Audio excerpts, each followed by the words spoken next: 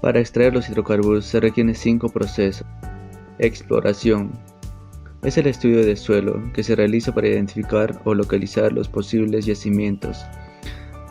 Se toman muestras de roca y suelos en los que se describen las características de la superficie, imágenes satelitales y fotografías aéreas, y se someten a investigación y análisis. Y de ser ubicadas las posibles zonas donde existen hidrocarburos, se da un inicio de segundo proceso llamado sísmica. Para la sísmica terrestre, se someten a pequeñas cantidades de sismigel con orificios de 8 centímetros de diámetro entre 5 a 15 metros de profundidad, y se producen pequeñas detonaciones que generan ondas que se propagan hasta el subsuelo y a través de una estación receptora compuesta por unos equipos llamados geófonos, y se recopila información de las características de diferentes formaciones geológicas. Esto genera diferentes imágenes de las diferentes capas de subsuelo. Los geólogos determinan las zonas aptas para encontrar los hidrocarburos y se dan paso a la perforación exploratoria. En el caso de la sísmica marina, se utiliza el barco científico que arrastra un juego de cables que portan los geófonos, pistolas de aire. Este mecanismo impulsa aire que comprimido a alta presión, generando ondas que atraviesan el lecho marino y las diferentes formaciones de subsuelo, que rebotan para ser identificados los geófonos y ser analizadas por los geólogos.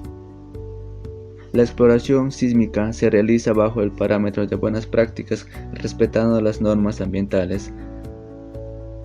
Este procedimiento no afecta los acuíferos ni los cuerpos de agua superficiales.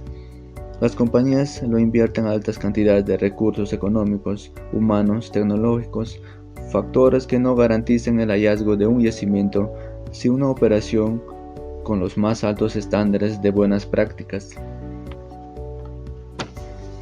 Perforación.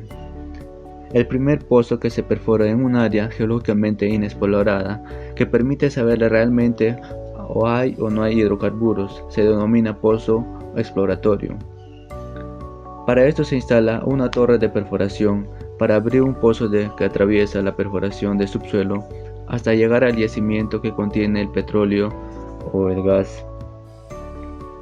Esto puede durar entre un mes o más de un año, dependiendo de la complejidad geológica del objetivo trazado, la torre o taladro. Está compuesto por un sistema de tuberías de acero que se van uniendo a medida que avanza la perforación, una broca que va perforando en el suelo, un sistema de lodos que bombea, inyecta, circula parámetros, que lubrica la broca, sostiene las paredes y pozo y saca la superficie de materiales sólidos que van desintegrando.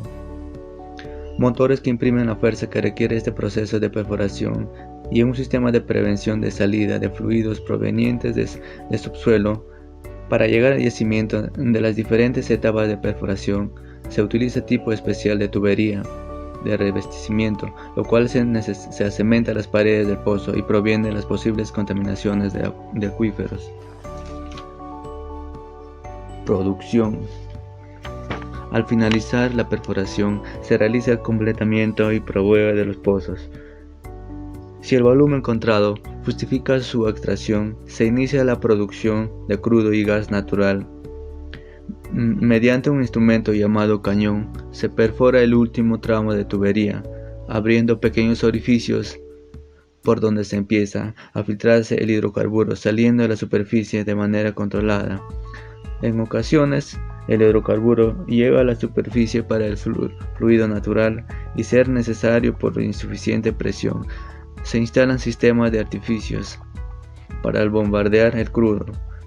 En el caso del gas natural, la presión y el yacimiento es suficientemente para impulsar la superficie.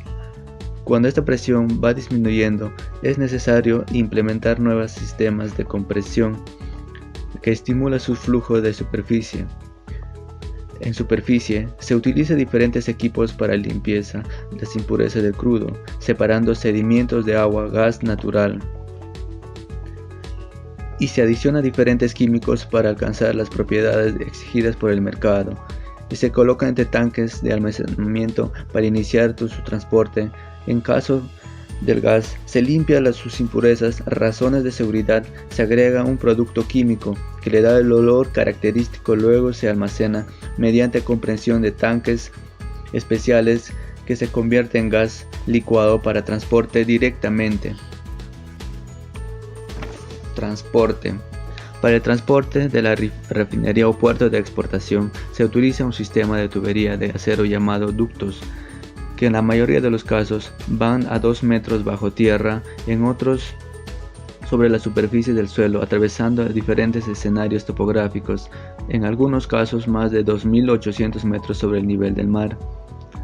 También se utiliza transporte automotor, en caso que no existe la infraestructura de transporte por ductos cercanos a las facilidades de producción.